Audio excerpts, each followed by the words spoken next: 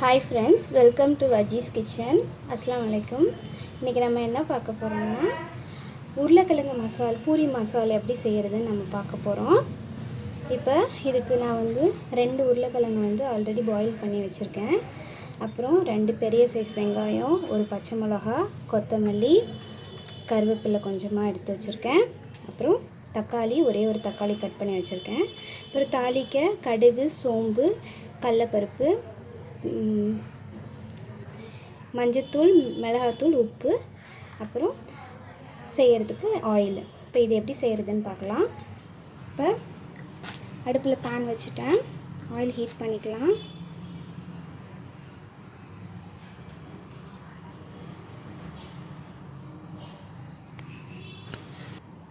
இப்போ நல்லா oil heat ஆயிடுச்சு. இப்போ இது நம்ம எடுத்து வச்சிருக்க மசாலா ஐட்டம். ஃபஸ்ட்டு கடுகு சேர்த்துக்கலாம். சோம்பு கொஞ்சமாக,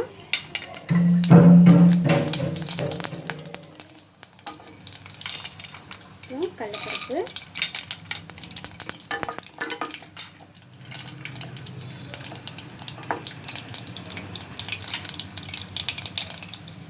அப்புறம் ஒரே ஒரு பச்சை மிளகாய், கொஞ்சமாக கருவேப்பிலை,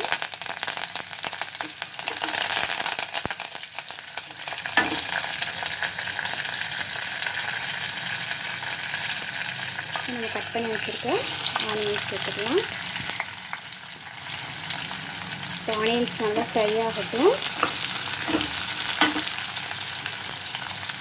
இப்போ நம்ம டேஸ்ட்டுக்கு ஏற்றாப்புல சால்ட் ஆட் பண்ணிக்கோங்க.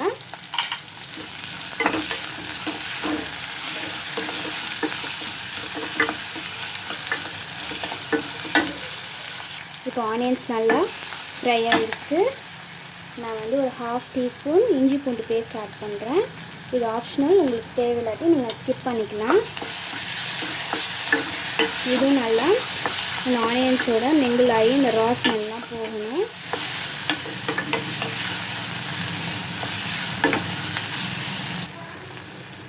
இஞ்சி பூண்டு பேஸ்ட்டும் நல்லா ஃப்ரை ஆகிடுச்சு. இந்த ஸ்டேஜில் நம்ம எடுத்து வச்சுருக்க கொஞ்சமாக மஞ்சத்தூள், அப்புறம் இந்த காரத்துக்கு ஏற்ற மிளகாத்தூள் இதை ஆட் பண்ணிவிட்டு நல்லா மிக்ஸ் பண்ணிடுங்க. நல்லா மிக்ஸ் பண்ணிட்ட பிறகு நம்ம கட் பண்ணி வச்சுருக்க ஒரே ஒரு தக்காளியை ஆட் பண்ணிக்கலாம். இந்த தக்காளி நல்லா உடஞ்சி குக் ஆகணும்.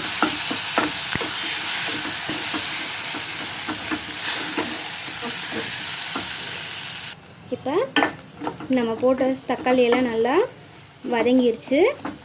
இப்போ இந்த ஸ்டேஜில் இந்த மசிச்சு வச்சுருக்க உருளைக்கிழங்க ஆட் பண்ணிக்கிறேன்.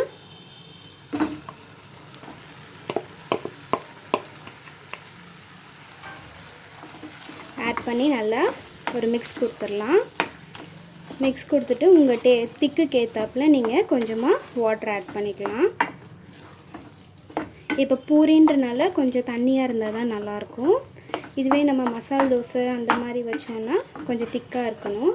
இப்போ இதில் கொஞ்சமாக தண்ணி சேர்த்துக்கலாம்.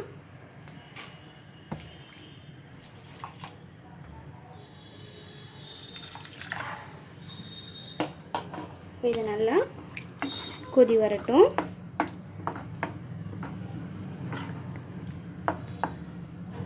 இப்போ இது நல்லா கொதிக்க ஆரம்பிச்சிருச்சு. இதில் நம்ம என்ன பண்ணலாம், இப்போ கடைசியாக நம்ம எடுத்து வச்சுருக்க கொத்தமல்லி இலைகளை தூவிடலாம். தூவிட்டால் இப்போ இதை வந்து நம்ம ஒரு சர்விங் பவுலுக்கு மாற்றிடலாம். இப்போ நம்ம செஞ்சு வச்ச பூரி மசால் ரெடி ஆயிடுச்சு. இதை வந்து இப்போ ஒரு சர்விங் பவுலுக்கு மாற்றுறேன். ஒரு சூப்பரான பூரி மசால் நமக்கு ரெடி ஆயிடுச்சு. இது வந்து பூரி, சப்பாத்தி எல்லாத்துக்குமே நல்லாயிருக்கும். இப்போ நமக்கு ஒரு சூப்பரான ஹெல்தியான பூரி மசால் பூரியோட ரெடி ஆயிடுச்சு.